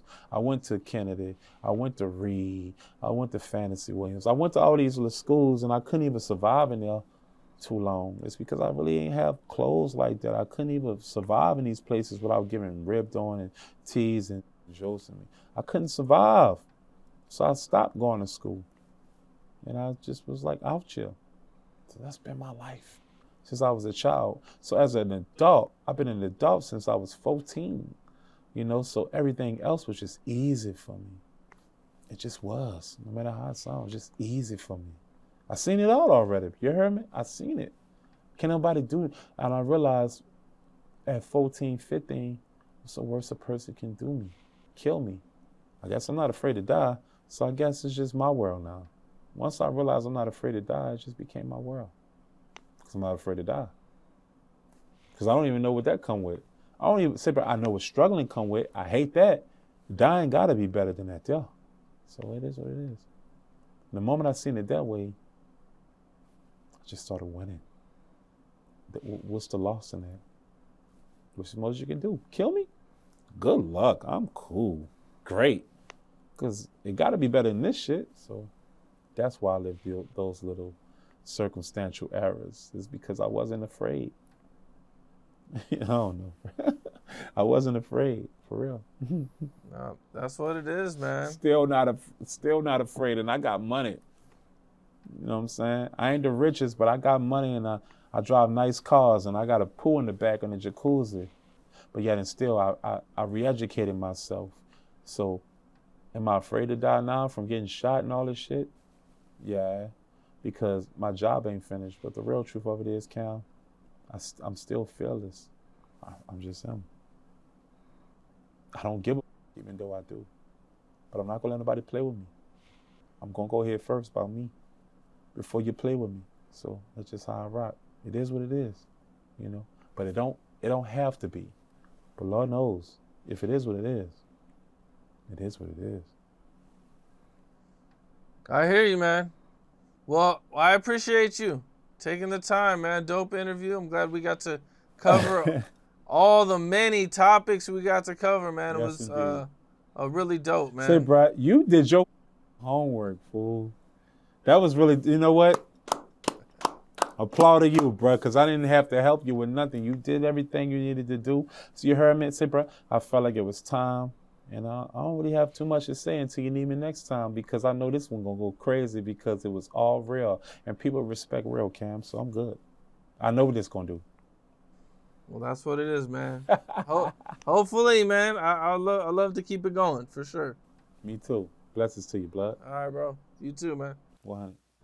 What's up? This is Cam Capone. We got more content like this coming soon. So hit that like button, subscribe, and stay locked in to Cam Capone News.